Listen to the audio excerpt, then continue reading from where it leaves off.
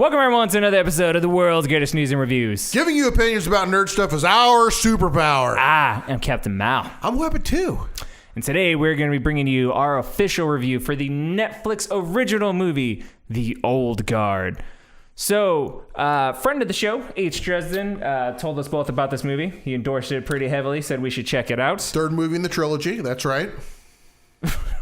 First one was the young guard, then there's the middle-aged guard. Now we're at the third and final installment was the old guard. Cannot confirm. I don't think that's the case at all. But so what we did get is one movie that's probably going to be a franchise. It definitely set itself up for a sequel, and there's already confirmed reports that there will be a sequel. But before we get into all that, Weapon 2, tell the kids at home, what is the Old Guard about? The Old Guard is about a group of immortals who have been around through history, trying to fight the good fight throughout history. And that's just what they do. That's their thing. But in modern days, technology is catching up to them. They used to be able to be undetected. Now we got some technology and stuff involved, which makes it hard for them to not be detected. And some people catch on to them.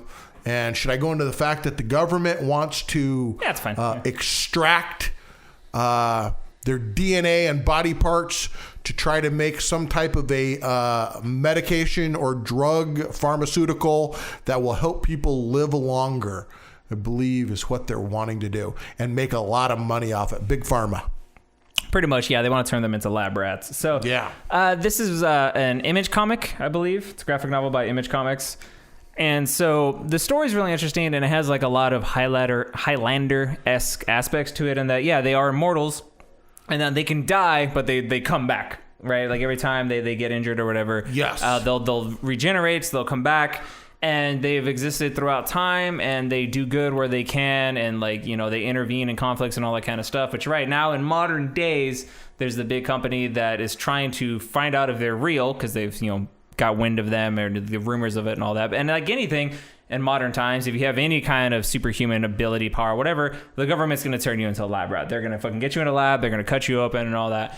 We'll get into spoilers in a bit, but what I will say about this movie is it was very good. Yeah. I thoroughly enjoyed the movie. I thought the action was really, really good. Charlize Theron is the lead, and she's fantastic in it. The action, she's really cool because she's kind of really understated though, too, in her acting. It's pretty cool though. She's never like over the top, even in her emotional scenes. She's never like crazy over the top, but it totally works for what she's going for. Someone who's kind of been around kind of too long and is really kind of muted, just like dulled to everything around her now. You know what I mean? But the group, her crew, it's very small. It's like what, 4 or 5 people, and every one of the characters is like really interesting. They're really likable. Like immediately, like I wanted to know all of their backstories. Like I wanted to know where they all came from, how long they've been fighting, all that kind of stuff. And it does a good job of like, there's a new character that is introduced to the team. And so we're kind of her eyes. So as she learns about the things they can do and where they've been and where they're from, that's how we're learning. And I feel like that's one of the best ways to deliver exposition, because it never feels forced when you're learning it from the aspect of a character. Chiwetel Ejiofor is in it, and he's fantastic in everything, but he's really good in this also. And there's not a whole lot more we can say without getting into spoilers, but so it's an action movie. How's the action, Weapon 2? It's awesome. It's great. It's a really good movie. A lot of action, interesting concept. Acting's good. It's a good movie to watch. And I think in terms of like the combat, so the combat's good. It's very kind of similar to Extraction in that they never really do the shaky cam. They don't do like too many cuts. You always have a good sense of what's happening, where everybody is in the scene and all, even though it's really, really fast. You know what I mean? You're never confused or disorientated with the action. I also like the fact that these are all immortals. So they've been around, some for presumably thousands of years, some for hundreds of years, whatever. And you really get the sense that they are just that good at fighting because they've had that long to practice their craft. And they're not afraid to die. So you combine those two things, like they never seemed unstoppable. Like in any given situation, there are moments where they all quote unquote die, or would, if you were a human, would get murdered, but they just keep coming back, and that's their advantage that they have in these situations. I also like how they combine new weapons, new technology. Like they use lots of guns and stuff like that, but they're also rocking swords and axes and things like that. So Charlize Theron's axe in particular looked really neat. But that's cool because when you're close combat, Kevlar's not going to do shit against a sword, you know, and so that's what they do. They switch to their, you know, their swords and all that, and they're getting shot left and right, but they don't fucking care. So it was really cool. Like the way they incorporated their fighting seemed really smart and well thought out to me. It didn't seem crazy and ridiculous. So, but yeah, so I strongly recommend you watch this movie. This is like a very, very good Netflix movie, and again, like we said with Extraction. And what was the other one that we talked about? Six Underground. Yeah. All radically different movies. Right. All very, very good and really worth watching. I'm on board for these kind of movies and more like them, and for this to get a sequel. So, sure. You good with spoilers then? Let's do spoilers now. All right, spoiler alert. Weapon 2. What'd you think? Well, I think it's really cool. I mean, you said one time that they can't die, and that's true up until they die.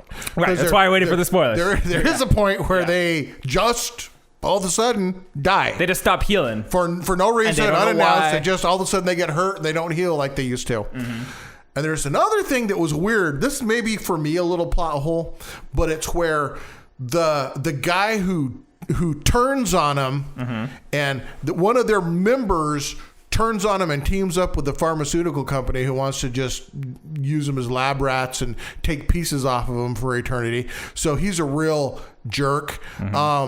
But the reason he says that he did it was because he was kind of tired and wanted them to find a way for him to finally be done. I guess stop being an immortal. Here's the thing, folks. We've seen Highlander. I know how they can stop being an immortal. Cut their freaking heads off, because I don't care. I'm telling you right now, if they got their head cut off, those dudes aren't coming back. But they never establish in their own mythology that's how that would work. They never say it. But they never. That's all that dude had to do was said, "Hey, take my head." But they don't explicitly say that. It doesn't matter. I know it'll happen. It'll happen that way. Highlander rules. It is. So he was a jerk and a traitor for nothing. I do think his motivation for betraying them is a little thin. They do try to set up that he and Charlize Theron don't have the connections that the other two guys do because they're in love with each other, so they spend all their free time with each other. And so I get that to a certain extent. The feeling of loneliness, watching your family age and die, that is the curse of mortality. Or immortality, I should say, is like you're alone forever, basically. Except that you have these group of people that you're with. You have that camaraderie. So he betrays them, essentially, thinking that things aren't going to be as bad as they were, that they're not going to be just dissected over and over again, which, what the fuck are you thinking, dude? He obviously didn't put a lot of thought into what that meant. But he's just like, he's basically said he did it for he and Charlize Theron, so that way they could have an out. But then when he finds out that Charlize Theron is the one whose powers stop and she's not healing anymore, freaks out and is on board with the rest of the group to try to keep her alive. Yeah. So it's like you're kind of going against what you said your motivation was. And this little nerdy 20-something-year-old CEO of this pharmaceutical company, he was an awesome bad guy. That dude was really a piece of garbage. He played the prick rich dude. Talk about somebody you want to kill. You wanted to punch him in the face 30 seconds after his introduction, which is a mark of a good villain. So we should also talk about the new character that we follow is actually really, really cool. Also, she's was she like a Marine from in Iraq? She gets killed. Yeah, I think she was a Marine. Yeah, she gets killed. That scene where she dies was really well done. Get her throat cut. But that was a really well done, shot scene. Trying to save somebody that she shot and cuts her throat. Yeah, that was really good. So then her introduction, and she kind of, like as Charlize Theron says at the end, is she teaches her, like reminds her that there were people we're saving. The other big thing that I liked is Chiwetel Ejiofor helps set up the team's capture. Then realizes that he's doing it because he genuinely believes their genetic code can help save lives, which maybe they can, right? Because it's never said. Right. There's some ethics involved. No, in this there is, thing, and that's what the movie explores. It explores the ethics of locking people up and taking that. Like, is it for the greater good? Is it worth it? Is it not worth it? Whatever. He thinks it is until he sees that the dickhead CEO, whatever, doesn't give a fuck about all that. It's all about money to him. And then he realizes he made a mistake. So then he helps them. And I liked how he was the one who was really tracking them throughout the last couple hundred years only, and he shows them at the end of the movie the good that they've done, that they saved somebody. 2 generations later, that person changes the world. Which is interesting. It seemed like every single person they saved, almost like a superpower, every person they saved went on to do something great for humanity. Right. Which is which is it's not just a sheer Random. just kind of a random luck of the draw thing. Right. It had some type of a weird. There was a point to it. Weird effect. Well, and so that ties into the story. At the beginning of the movie, Charlize Theron says, is like, we've been doing this forever. The world's not getting any better. If anything, it's getting worse. So that at the end shows that, no, there's a point to what you're doing. It does matter. What they're doing is making the world a better Yes. place. Yes. So I thought that was neat. I thought that was a cool tie-in. Like, that's a little bit more than what the movie even needed. You know what I mean? Right. But I thought that worked. And she basically enlists Chiwetel Ejiofor at the end of the movie to be the guy who helps erase their footprint if they leave one. Because as she says, it's almost impossible to stay invisible in the world now. There's Right. cameras everywhere, people taking pictures everywhere. So I thought that was cool. It made total like the sense. one scene where they're snapping selfies or whatever, and she gets caught in one. She goes, "Hey, would you like for me to take a picture for you?" And all she does is erase her picture off of their phone. Which makes Here you go. which again, that's some shit like, you know, you wouldn't think about, but that's exactly how it would be now versus, you know, even 20 years ago it wasn't like that. You know what I mean? And the reason they got caught was because their code is they never do a job for the same people twice. Mm-hmm. And then that CIA guy called them, and they broke their rule. Right. And the one time they broke their rule, they got double crossed. Right. Yeah. Another scene that I really liked is when the two guys that are in a relationship are caught, and the one of the like dickhead like security guys makes the comment of like, "Oh, what is he, your boyfriend?"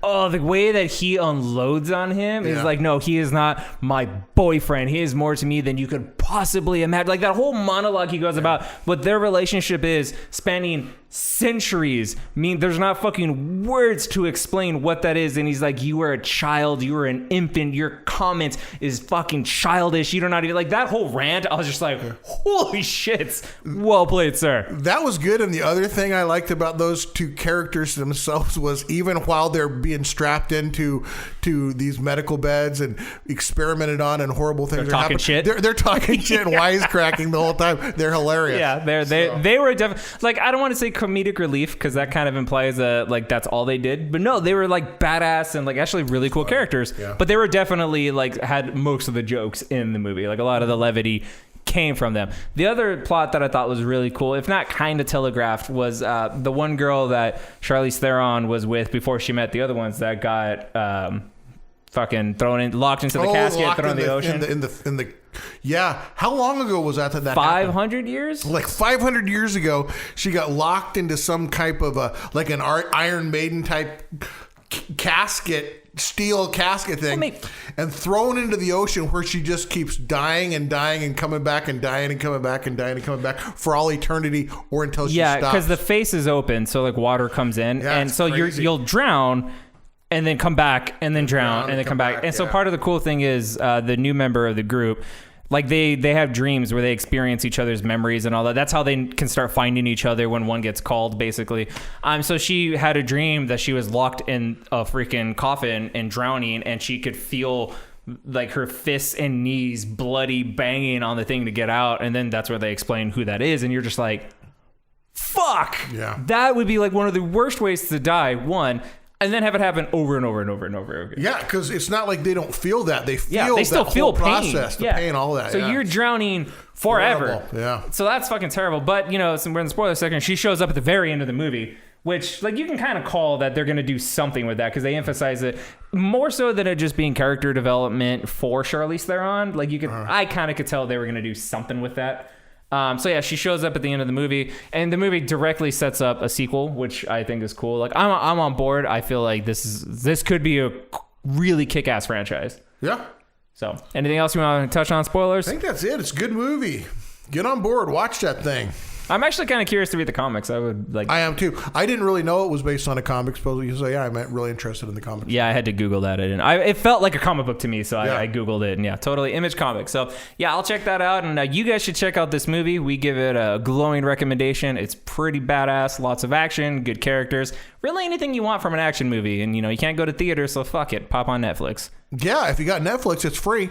I mean, with your Netflix with your Netflix subscription. If you know somebody that has Netflix, it's actually free. I would never advocate. We would not advocate for people taking other people's passwords, but it's all a thing that happens. But also, most people have Netflix. I mean, I think. And if you do, it's on there. Are we done? Yeah, we're done. Thank you for joining us on this episode of the World's Greatest News and Reviews. If you enjoyed, be sure to like, subscribe, and hit the bell for notifications. Peace.